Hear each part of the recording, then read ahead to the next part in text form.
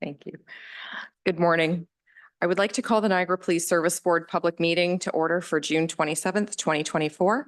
My name is Jen Lawson and I am the chair of the Niagara Police Service Board.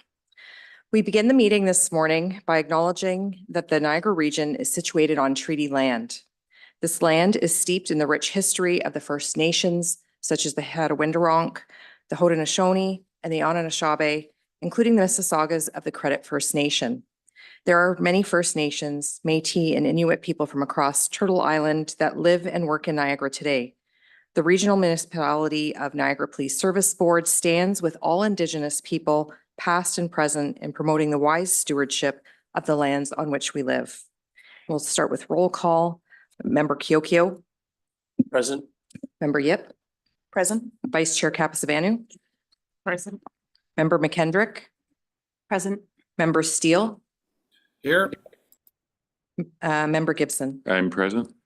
Do any members have any declarations of conflict or pecuniary interest? Seeing none, if I can have members Kiokio and Vice Chair Kapasavanu move that the minutes of the public board meeting held Thursday, May 23rd, 2024 be adopted as circulated. Are there any questions or comments? Seeing none, all those in favor? No one's opposed, so that's carried. For reports from myself, on May 27th, the service held a flag raising ceremony at police headquarters in recognition of the commencement of Pride Month beginning June 1st. I joined Chief 40, board staff, and numerous members of the service outside police headquarters to raise the service's pride flag in solidarity with the 2SLGBTQIA and community. On May 28th, I joined Chief 40 and the District Operations Superintendent Legertaria at the Niagara on the Lake Council meeting. Superintendent Legertaria provided council with a presentation on the police programs in Niagara and the opportunity to discuss any issues of concerns relating to policing in Niagara on the Lake. The Canadian Association of Police Governance hosts monthly webinars as part of their educational strategy to keep police boards and police executives across Canada apprised of issues currently affecting the policing community. Webinars were held on May 30th entitled Improving the Health of Policing Organizations and on June 13th entitled Updates on the Mental Health Research and Treatments for Public Safety Personnel. An upcoming webinar is scheduled at 12 o'clock entitled Pros and Cons of School Resource Officers, What is the Board's Role? Recorded copies of all webinars are sent to the board members for their viewing. The Ontario Association of Police Services Boards hosted its annual spring conference and annual general meeting at Blue Mountain Resort Village Conference Center from June 3rd to June 5th of 2024. And the conference program featured a variety of special guest speakers, educational and learning sessions on issues that are currently impacting policing and networking opportunities. Vice Chair Kapasavanu, members Kiokio and Gibson, Executive Director Reed and I attended the conference. On June 23rd, Vice Chair Kapasavanu and I joined Chief 40, Deputy Greco, and members of the service at Canada Beyond the Blue Ontario Suicide Police Memorial at Queen's Park in Toronto. This is the first annual Ontario Police Suicide Memorial to honor and pay tribute to Ontario's police members who have died by suicide because of the line of duty. There were families of loved ones who died by suicide present from several police services throughout Ontario, and other officers' names were read and honored. On June 25th, I attended the Christian French Child Advocacy Center's Donor Appreciation Reception. This event is held annually to recognize and honor the organization's numerous donors, volunteers, board members, and partners. The board and service are proud to be longtime supporters and partners with this center.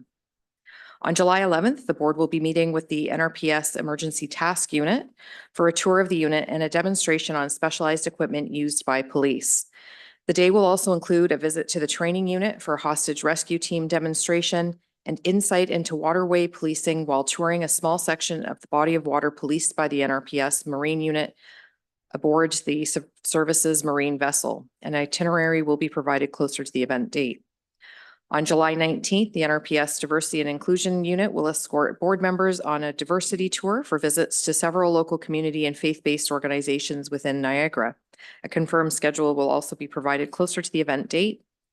And on July 24th at 7 p.m., There will be a swearing-in ceremony for new recruits to the Niagara Regional Police Service.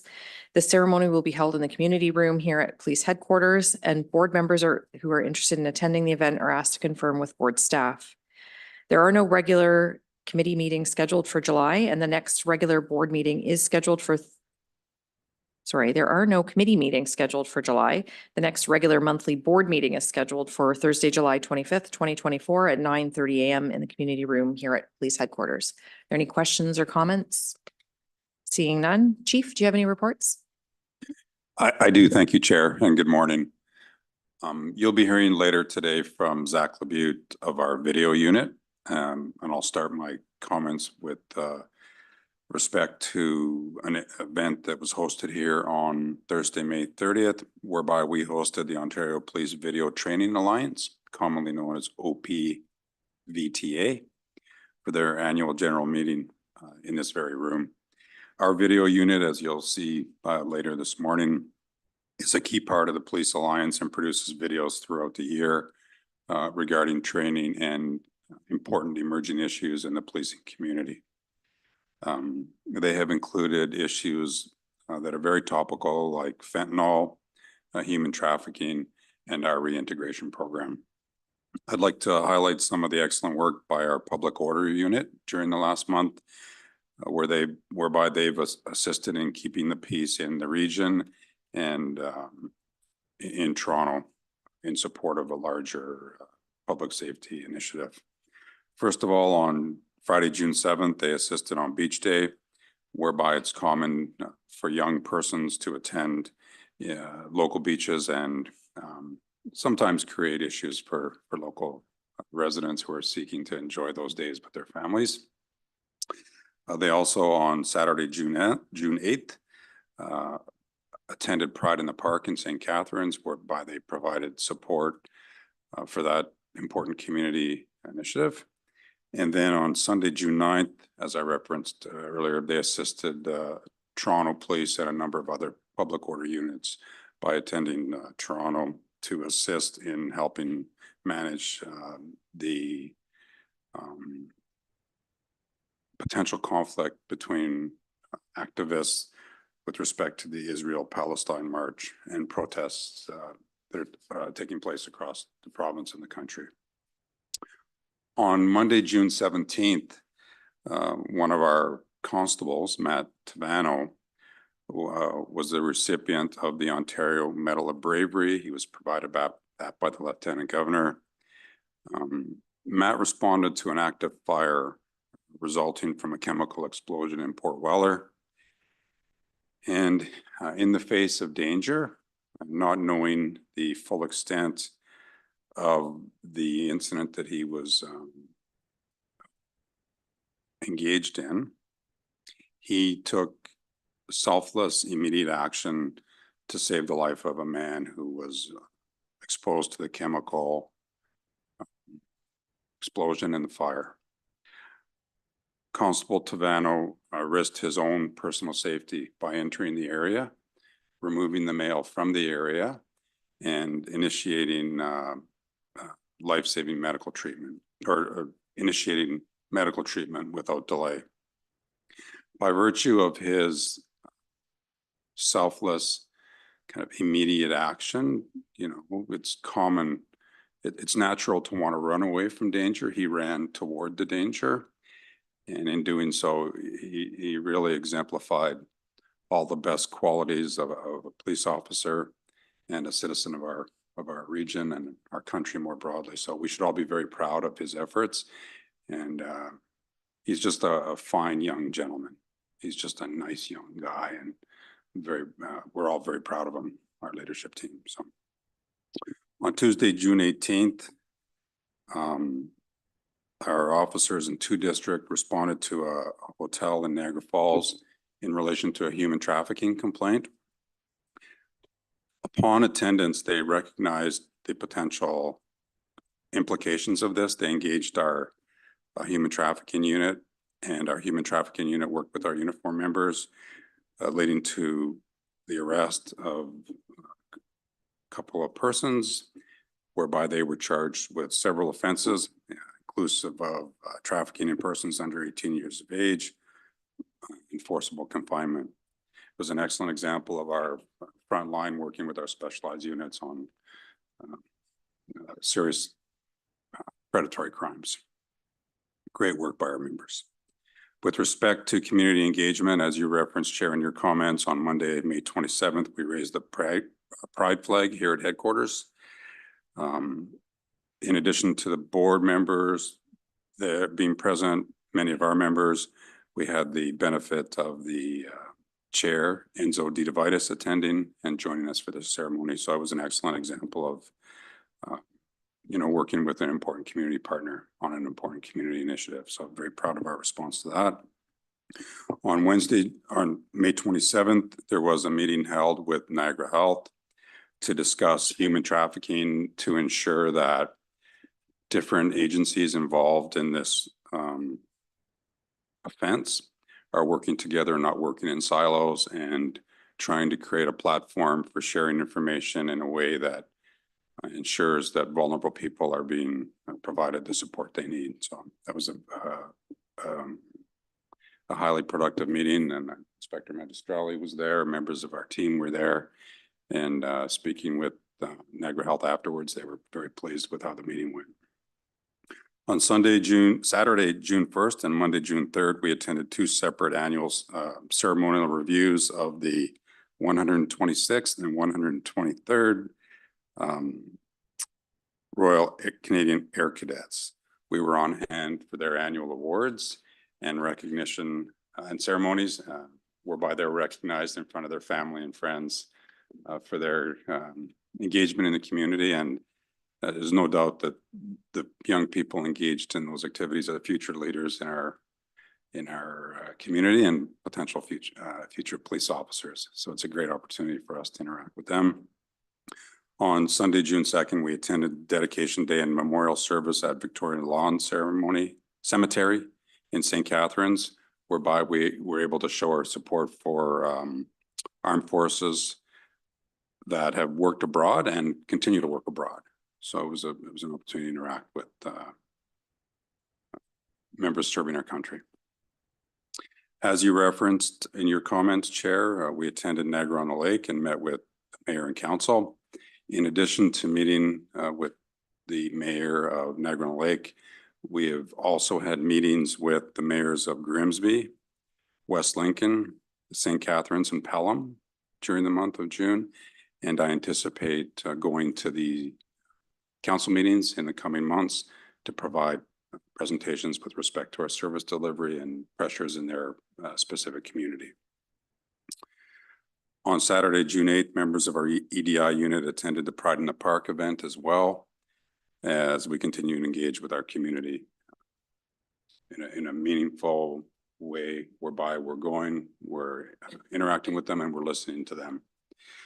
On Sunday, June 9th, members of the Women in Policing Internal Support Network participated in the Mud Girl Run in Hamilton, which raises money for a variety of charities, supporting important causes and making a meaningful difference in the fight against breast cancer.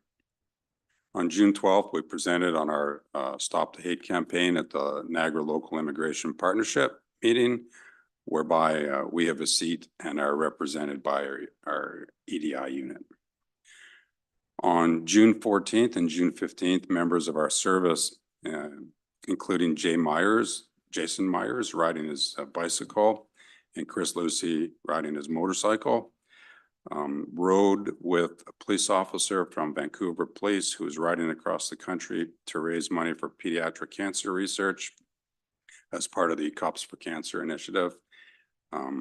I believe that Sergeant Dane Campbell has raised close to $1 million on this undertaking, and it was a privilege for our service to play a small part. Although Dane didn't travel through Niagara, we went to him to support him on part of a ride where there was not a lot of support. So that was a nice undertaking by our service.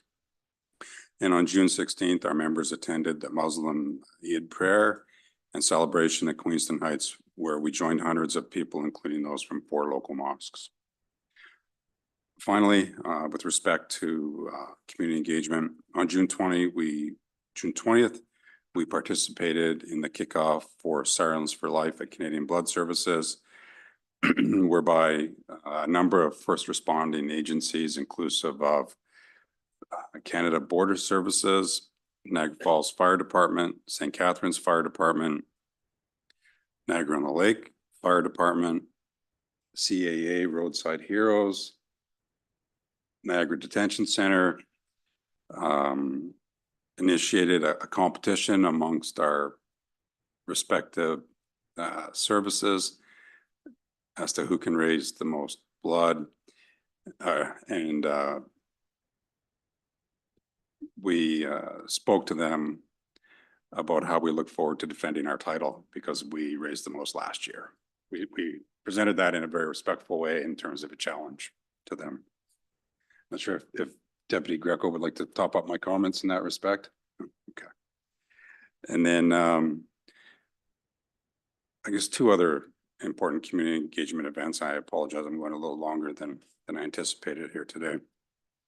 On Friday, June 21st, we attended events at the Fort Erie Native Friendship Center and the Niagara Regional Native Center as part of the National Indigenous Peoples Day, whereby we attended in civilian clothes, plain clothes, and had an opportunity to interact with members of the Indigenous community, members of our senior leadership executive team, members that work on the front line, and members that work in our new created liaison positions that we spoke about last meeting. Were all present, and in speaking with some of the leaders from the community, they were very thankful for our engagement. And then finally, in terms of community engagement, on Saturday, June 22nd, Linda Hughes, Stephanie Sabburn, and members of our benevolent team organized a Memorial Baseball tournament and a barbecue. It was very well attended by our service. I believe we had 6 teams there, which was the most we've ever had. So the turnout was great, and it was a great event in terms of raising money, and it was also a great event in terms of morale building and the service coming together for an important cause. So I want to recognize the people who helped organize that event. It's not a 15-minute undertaking, as the board knows. It's a significant lift, and they did a great job. And then finally, as you referenced in your comments, Chair, on June 23rd, we attended the memorial in Toronto at Queen's Park, whereby we joined police officers and members of police boards and families and friends of police officers who have died because of the line of duty. It was the first memorial for this event and for this because of the line of duty, and I anticipate that it will become more structured, and the attendance will increase as we continue to kind of move through those barriers related to our members' well-being. And that concludes my comments for today. And I thank you and the Vice Chair for attending and representing the board, and certainly well received by our members. So thank you. Thank you for that. Board members, questions, comments? Member Yip. Thank you. Through you, Chair. Just a quick comment. I think we all know that there is historically a difficult relationship between police and queer communities. However, in the face of threats to the safety of Pride Niagara's annual Pride in the Park and following conversations with Chief Forty and his team, Pride Niagara, their security team, and our police service did an excellent job of keeping the event and its attendees and participants safe. The feedback that I've heard has been exceptional, including that many participants and attendees were unaware that there had been a couple of incidents that were quietly addressed by Pride Niagara, their security team, and Niagara Regional Police. So I think that speaks volumes to the work that was done that day. Thank you. Thank you for that. Board members, any other comments, questions? I have a quick comment. Oh, sorry, Member McKendrick. Yeah, thank you very much for that. And happy to hear more about our collaborative relationships with other police services. Just for public knowledge, I think it's important to highlight that those services also help us when we request. And in light of public knowledge and about budget and our own human resource challenges and having enough for the region. Just think it's important to highlight that there are MOUs and cost recovery relationships there. So just highlighting collaborative is very helpful, and there is cost recovery relationships there on both sides when we request and when we're requested. So thank you for that. Thank you. Any other comments, questions? Now I'll have mine. Oh, okay. Member McKendrick. One topic at a time. Also just wanted to acknowledge the suicide memorial. I'm very happy to see that happening, reducing the stigma, to recognize the impact of the work and the work-related psychological injury that comes from the work that you all do. So happy to see that happening. Look forward to it being more structured and more recognized, because that's going to raise the awareness and encourage people to reach out. The more we do lift that stigma and acknowledge and recognize the impact is real and it needs the attention. So thank you for that. Thank you. Any other comments? I'm done. Just teasing. I would like to recognize that you had apologized at the end there for going on a little bit longer. I'm okay with the fact that you went on longer because what I heard from this, from your report, and I like the direction that it's going in, is there's so many things that we're active in the community. There's a lot of positives that happen in the community that people are unaware of. And unfortunately, when bad news sells stories, that's often the highlights in the newspapers and the media, social media, and that gets around. So I'm happy to take all the time that we need to highlight all the efforts that go in behind the scenes of many different, I was trying to write down a number of the variety of the types of activities that we're in with different services, different officers, different things like that, but there's too many to write. So don't need to apologize for that. I appreciate hearing it, and I think we need to hear more of it. So with that, I'm going to ask you to introduce the first speaker for the presentations, please. Thank you. Thank you, Chair. Our first presentation is on the NRPS Finance Unit, and it's my pleasure to introduce a person who you know very Finance Unit.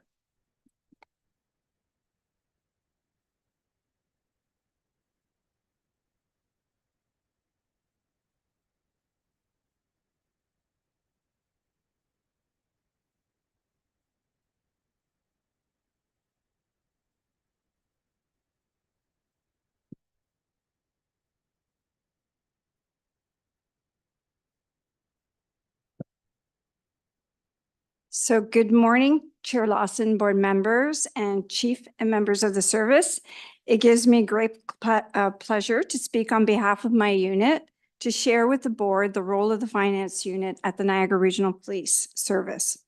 On display is our mission statement, and what I would highlight to the public is the concept that in partnership with the chief and senior leadership, that the finance unit provides financial input that drives effective and responsible decision-making. Further, the finance unit is responsible to establish an effective financial framework to ensure proper oversight and accountability for the funds entrusted to the board and service. Come on.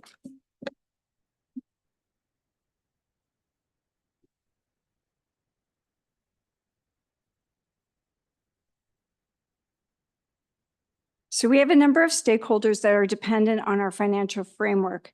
The community wants assurance that the services we provide are sustainable today and for the future.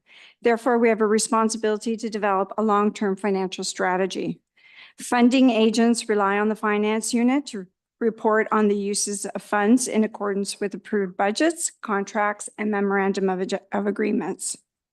The Police Service Board has entrusted the finance unit to safeguard the assets and resources that are used in our service delivery through the development and monitoring of internal control processes, monitor compliance with agreements and other statutory regulations. And this is directed through the board's financial and procurement bylaw 412/2024.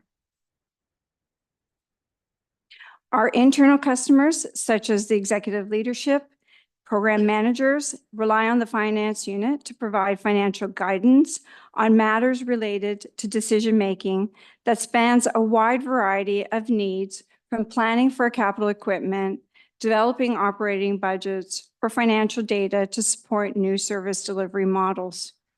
Our unit also responds to member inquiries on all matters financial, from questions about a member's paychecks to applications within the collective agreements, to how to process an expense claim, or how to record time in our Kronos timekeeper system. A financial framework for organizations can really vary depending on the needs of the organization and its relationship with other government entities, and in our case would be with the Niagara region.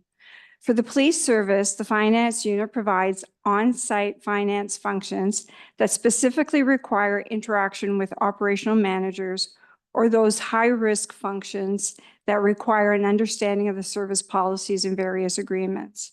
So what the finance unit focuses on is the value-added functions or high-risk transactional functions, such as under financial planning.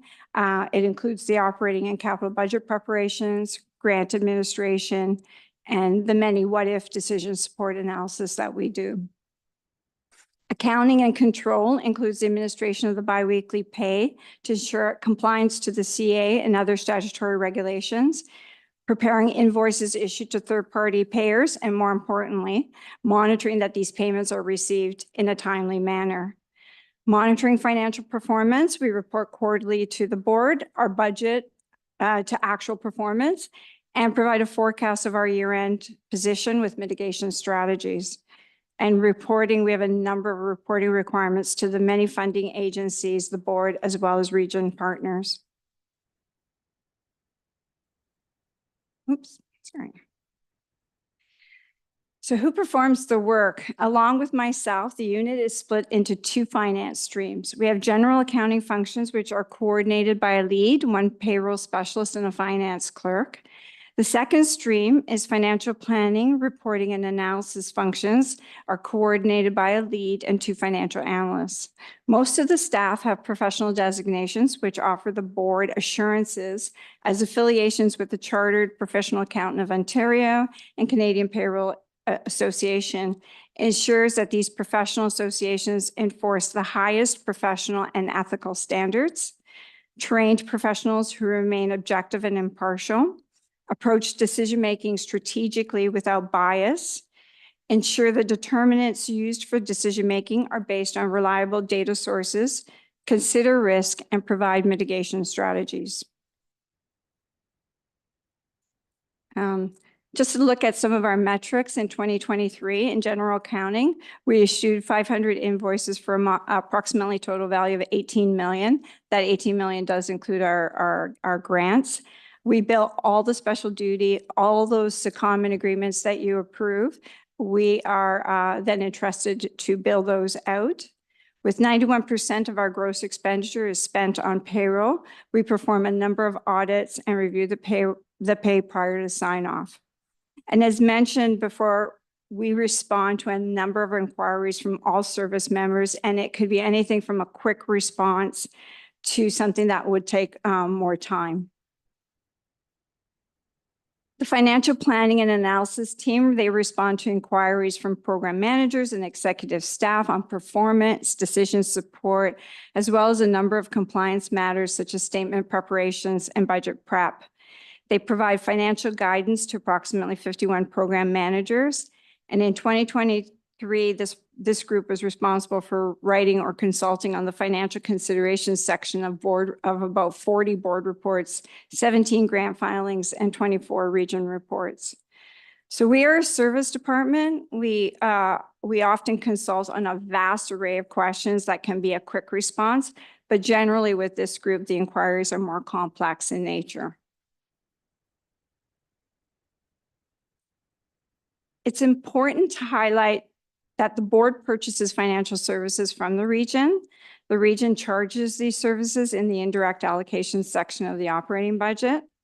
It includes costs associated with an enterprise-wide resource planning ERP system. That's the financial and payroll systems. back office services, often transactional in nature and often do not require direct interaction with operational staff. Often, most of the interaction with the region finance staff is with the on-site finance staff. We face many challenges in our service delivery. Here are a few of our challenges. Recruitment of professional staff in a very competitive market can be very challenging. More importantly, coverage during short-term absences, such as a maternity leave, where it's really difficult to replace that professional staff for that short-term absence. It often requires us to work short and redistribute the work or reprioritize the work. Competing priorities, because we service such a wide customer base, we're often dealing with deadlines that overlap between the region reporting team and the region budget team. They often have competing deadlines, and that's an example. The final challenge is really the universal for most financial professionals who are working in the public sector, and that is the balancing act between supporting the service delivery model, which has an unlimited demand, against a shrinking pool of resources that are short supply, including the financial resources. So every public entity is vying for the same pool of funding.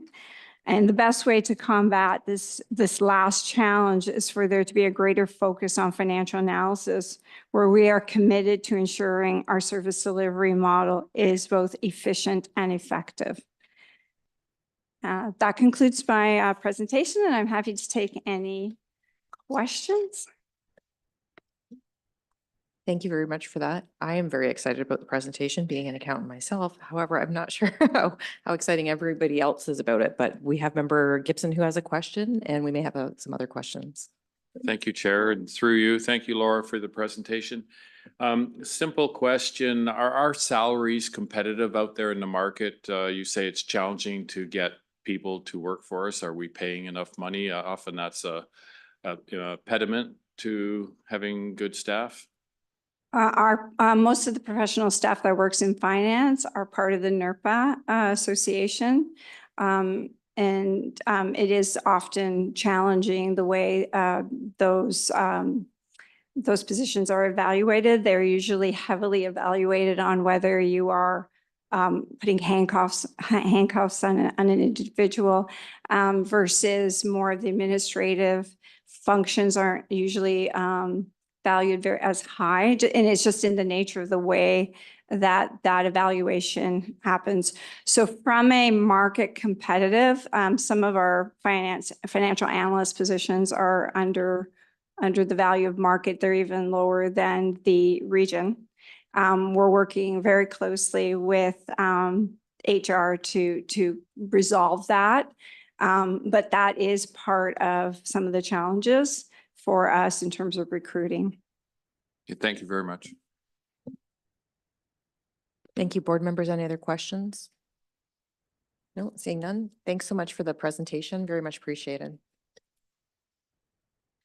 If I can have members Yip and members McKendrick move that the presentation be received. All those in favor? No one's opposed, so that's carried. Chief, if we can have the next presentation. Thank you, Chair. In my opening comments, I referenced the video training unit. It's my pleasure to introduce Zach Labute. Zach leads our unit. He's well positioned to provide an overview with respect to the great work they do. Thank you, Chief. Good morning, Chair Lawson, Police Service Board members, Chief of Police Bill Forty, and members of the NRPS Executive Leadership Team. My name is Zach Labute. I'm the Video Unit Coordinator. I'm an 18-year member of the NRPS Video Unit, and I became the Video Unit Coordinator in 2018. So the Video Unit's a 4-person team, and we work out of the training unit in Welland. We report to the officer in charge of training, who's currently Staff Sergeant Mike Casella, and as well as the inspector in charge of professional development, Inspector Paul Kaczynski. So what the NRPS Video Unit does is that we do video production. We maintain the learning management system. We do live streaming of all NRPS events, and 2 of our members are here in attendance today, live streaming the PSB meeting. And we also operate as the Ontario Police Video Training Alliance.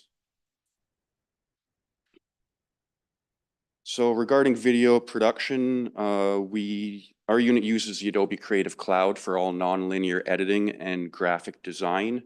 We do a variety of video productions, mainly for training, which includes scenario-based videos, unit profiles, tutorials, screen recording how-tos, and promotional material. For e-course production, we use Articulate Storyline software. E-courses are used to develop training on internal policies, mandatory training, ministry guidance notes, and health and safety updates. Video unit members advise on the best ways to develop training based on the content and whether they should be delivered as a traditional video or a self-guided e-course. So to talk about the video production process, topics are proposed to the video unit based on the training needs of the service in both reactive and proactive manners. So a topic is typically proposed to us, and then we will meet with the subject matter experts. The members of the video unit are not the subject matters on training productions, and we rely heavily on our SMEs for their assistance during all aspects of the production process, from the concept to final approvals. So working with our SMEs, we develop a script, we develop scenarios. From there, we will film interviews and scenarios with our SMEs. Once we obtain the footage, we do edits, we provide previews to all of our SMEs. We review, make changes as required. Once we have a final draft, the SMEs provide approval, distribute to any other members of their respective agencies to get other additional eyes on it. And once final approvals are done, we release and distribute the materials. We also maintain a learning management system for the NRPS. We outsource that to the Canadian Police Knowledge Network, known as CPKN, and we host that on a service-specific portal that we have branded as NRPS Learn. All materials on our LMS are tracked, and we have the ability to do audits on our members to see if they've taken the courses, how much time they've spent on the courses, so we are aware whether people actually observe the learning or not. We also upload and do quality assurance tests on all of our courses to make sure they work properly within the LMS. Both traditional videos and e-courses are loaded onto the LMS to ensure our members view all of the training materials. We also do a lot of live streaming this day and age. We do live streams from the community room, which include all PSB meetings, all graduations, including recruit, auxiliary, and canine. We do promotional ceremonies and lunch and learns hosted by various units across the service. We also have the ability to do off-site live streaming using our mobile production studio. For example, award ceremonies, retirements, change of command ceremonies, and any other off-site special events. We also work in collaboration with many of the NRPS services outside of training, including corporate communications, information technologies, and any NRPS units as per request. Past successes in working with corporate comms include developing a video featuring newcomers to Canada from a variety of different countries across the world who spoke about their perceptions of police back home as well as in Canada, to give our members insights on how the public, specifically newcomers to Canada, perceive interactions with police. We've also recently completed internal training on hate crimes and human trafficking, liaising with those respective units. We also do external collaboration. In September 2023, myself and a member of Waterloo Regional Police, who's a colleague of mine in a similar role with their service, established a training material content creators working group, currently consists of 10 agencies, and we share the fundamental portions of training materials, and we turn those training materials and adapt them into our own services' internal policies. We meet virtually And the goal of this group is to share our knowledge, share our experience, and share our resources. Examples of shared successes with the NRP have been receiving content on the automated license plate recognition system, the in-car camera, as well as the Axon capture for our connected officer program. So what we do with the NRPS is only half of our time. We also operate as the Ontario Police Video Training Alliance, which was established in 1996. It's non-profit. We currently have 70 membership agencies, primarily in Ontario, but we also have agencies outside of the province. That represents 26,000 officers plus across Ontario and beyond. Since 96, we have released 192 titles, and all of our programs are endorsed by the Ontario Police College, the Ontario Association of Chiefs of Police, the Canadian Association of Chiefs of Police, Ontario Association of Police Educators, as well as the Canadian Association of Police Educators. So 61 of our members are from Ontario and 9 are outside the province. The OPVTA is directed by a board of directors made up of a series of elected directors as well as appointed. So we always have representation from a large service, medium-sized service, a small service, and a northern service, as well as appointed directors. We always have someone from Toronto, always from Ontario Provincial Police, and a member of the Niagara Regional Police to serve as our executive director. We have this board set up to make sure we have a good cross-section of representation of all the different variations of police services across the province. Elections are held every fall for the elected board members. Board members serve 2-year terms, and every membership agency is eligible to run if their service meets the criteria of the position up for voting that year. And every member of the OPVTA is eligible to provide 1 vote during the election process. In fall 2024, we will be electing the small and large service reps. And Toronto and OPP have appointed directors always on our board because they make up nearly 45% of our sworn membership that absorb our content. Our board of directors is currently made up of the following members from LaSalle, who's acting as our chair. We have representation from Peel Regional, Thunder Bay is acting as our northern rep, and Brantford is our medium-sized service. So how the OPVTA works is that we do a 50-50 split of our working hours between NRPS and OPVTA.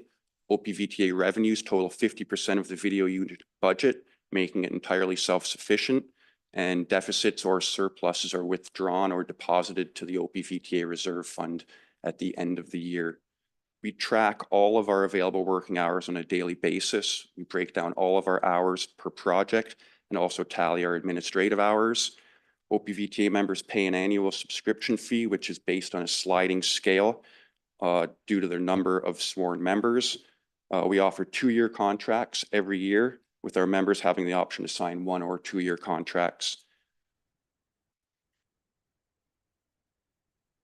OPVTA content is delivered by 2 ways: through our website, opvta.com. We stream and download, our members can stream and download videos there.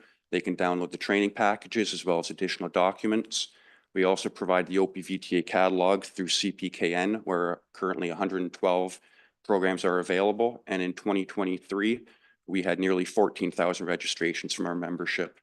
So OPVTA membership agencies participate in all of our productions. Our members travel to other services and film scenarios and interviews with members of their respective services. Services that propose topics that are selected always participate in our videos and provide a subject matter expert. And through this collaboration, we've developed many mutual beneficial relationships with agencies across the province and Canada. So we do respond to the training needs of the entire province, as nearly all Ontario Police Services are members, and many of the medium to small size services across the province rely on the training materials produced by OPVTA. That said, the largest police services in Ontario, the Torontos, the Yorks, Peel, they are our power users when we do the deep analysis of our registrations and completions on CPKN.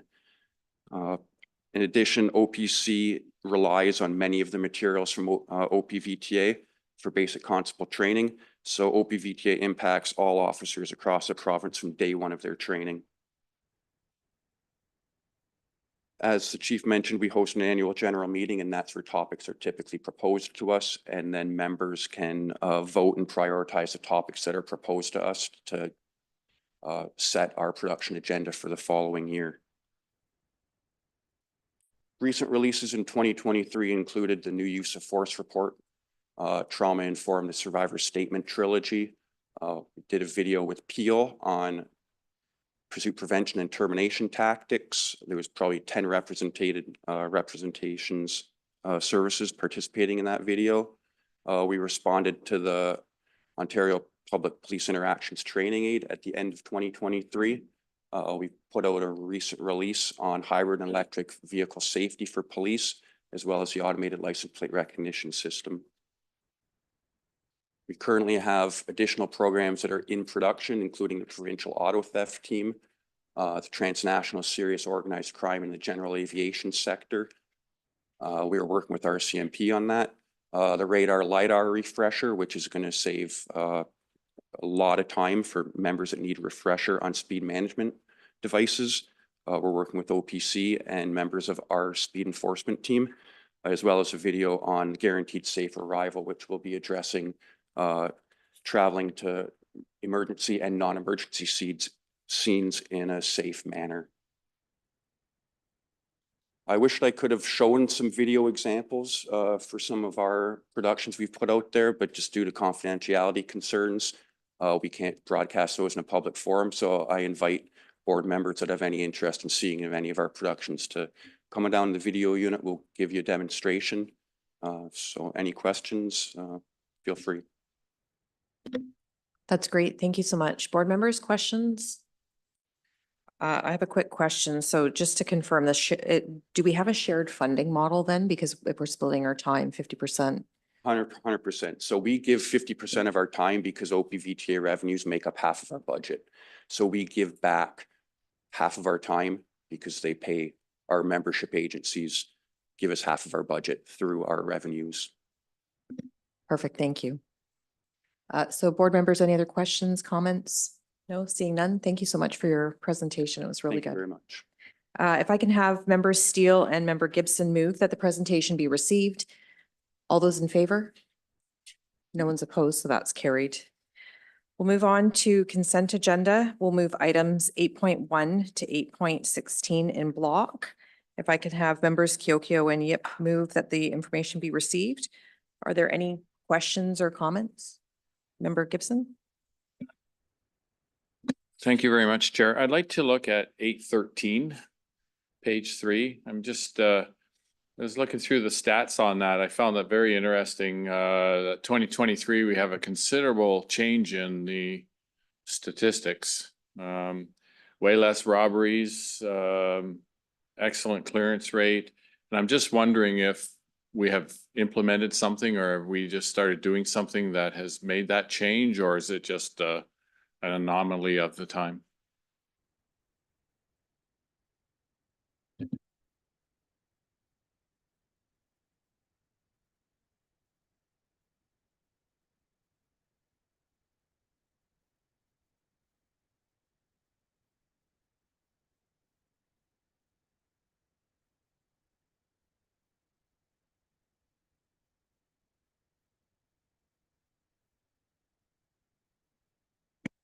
Thank you, through you, Chair, to Member Gibson.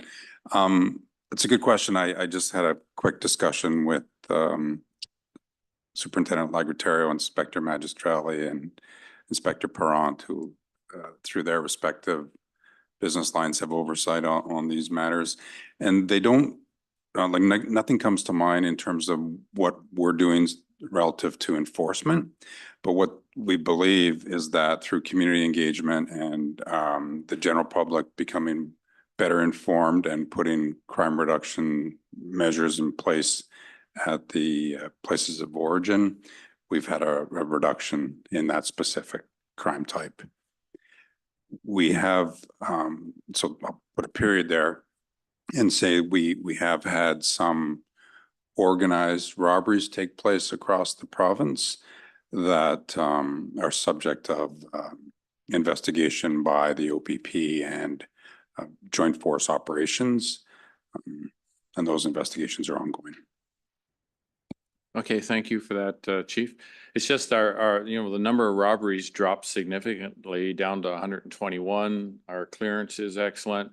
So often crime prevention is difficult to measure.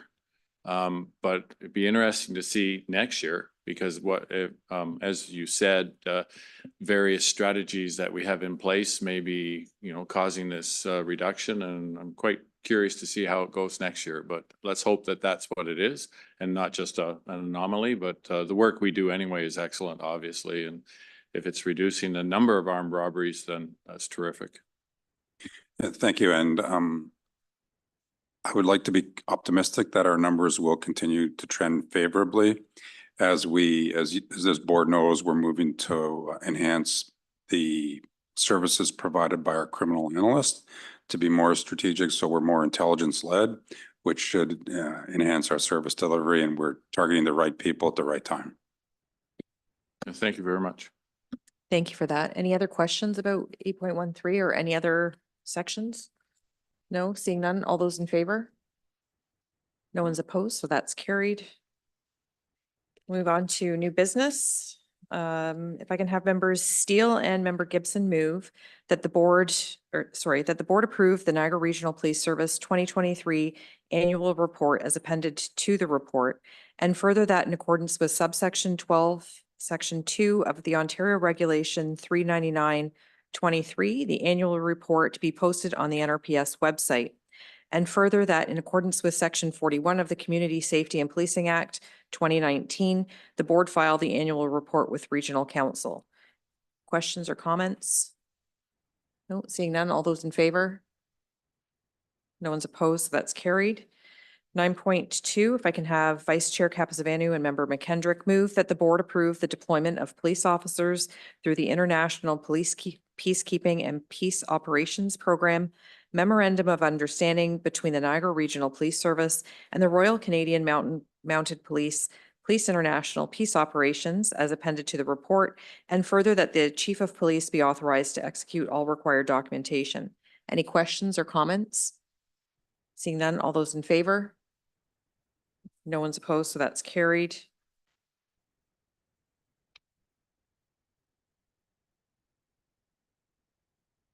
(9.3) if I can have member Gibson and member Steele move that the board approve the contract award for renewal of the Services Command Center's Central Aware Systems Annual Maintenance and Support Services to Motorola Solutions Canada, Inc. in the amount of $236,171.13, including HST. Questions or comments? Seeing none, all those in favor? No one's opposed, so that's carried. If I can have member McKendrick and member Gibson move that the board approve awarding the contract to purchase specialty equipment installed in service vehicles for a maximum of $400,000 Canadian, including HST, to Lightning Equipment Sales, Inc. under the formal procurement bid contract T29-2024. Questions or comments? Seeing none, all those in favor? No one's opposed, so that's carried. If I can have member Steele and member Kyokyo move that the board approve a 2024 operating budget amendment in the amount of $385,000 funded by a transfer from the Police Contingency Reserve Fund to fund one-time expenditures related to the implementation of the Community Safety and Policing Act 2019. And further that the report be submitted to the Regional Council for approval of the budget amendment funded by the Police Contingency Reserve Fund. Questions or comments? Seeing none, all those in favor? No one's opposed, so that's carried. 9.6 to 9.10 are special fund requests. And before we consider these special fund requests, I would like to remind members of the public that the special fund does not form part of the police operating budget and is separate from the regional tax base. The special fund is a discretionary pool of funds which is used for grants and charitable donations. Disbursements from the fund are made in accordance with the guidelines provided in the Community Safety and Policing Act and with Board Bylaw 403-2024, Special Fund Administration Limitations and Guidelines. If I can have members Yip and Vice Chair Capizavanu move that the board approve a donation in the amount of $1,500 from the special fund for the purchase of a table at the Beyond the Blue Champions of Change Awards Gala. Questions or comments? Seeing none, all those in favor? No one's opposed, so it's carried. 9.7, if I can have members McKendrick, members Steele move that the board approve a donation in the amount of $6,000 from the special fund to support the participation of NRPS members in the Canadian Police Memorial Ride to Remember. Questions or comments? Member Yip? Thank you through you, Chair. I'm just curious about the amounts each year. They increase significantly and now we're looking for nearly double what was approved last year. Chief? Thank you, through you, Chair. Good question. The reason for the increase is we have more engagement from our members and more are looking forward to riding their bike from here to Ottawa in support of this initiative. There are 10 riders this year. And there were 5 or 6 last year? Yes, it was, That's perfect. and we're also having motorcycle escorts as well. Okay, thank you. I think when I read the report, I think if I remember correctly, it was $600 per person participating. So it's based on who's participating. Any other questions about this one? That was a good question. All those in favor? No one's opposed, so that's carried.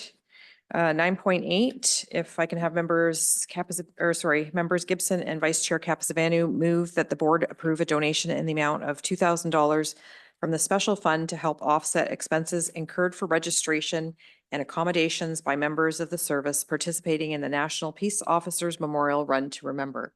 Questions or comments? Member Yep? No, thank you through you, Chair. Then is it probably safe to assume that the increase here is the same as, like the increase each year is the same as the previous one? There's more engagement? Through the chair, that's correct. Yeah, we are seeing our members become more engaged. And to be honest, I hope that continues as some of the issues we spoke about earlier become more commonly discussed. Thank you. Thank you. Any other questions? Seeing none, all those in favor? No one's opposed, so that's carried. 9.9, if I can have members Kiokio and members McKendrick move that the board approve a donation in the amount of $1,700 from the special fund for the registration of an NRPS golf foursome at the regional chairs charity golf tournament. Questions or comments? Seeing none, all those in favor? No one's opposed, so that's carried. If I can have members Gibson and member Steele move that the board approve a donation in the amount of $1,000 from the special fund for the purchase of a red tea sponsorship at Wise Girls Tea Party Golf Tournament. Questions or comments? Seeing none, all those in favor? No one's opposed, so that's carried. Do any board members have any other new business? No, Chief? Thank you, Chair. Thank you. There are no reports from closed session meetings. So if I can have members Kiokio and member Yip move that the board move into closed session for consideration of confidential matters pursuant to section 44 of the Community Safety and Policing Act, namely for subject matter related to potential litigation, human resources matters, information supplied in confidence by the Ministry of the Solicitor General, and legal matters that are subject to solicitor-client privilege. All those in favor? No one's opposed, so that's carried. And with that, the public meeting is adjourned. Thank you, everyone.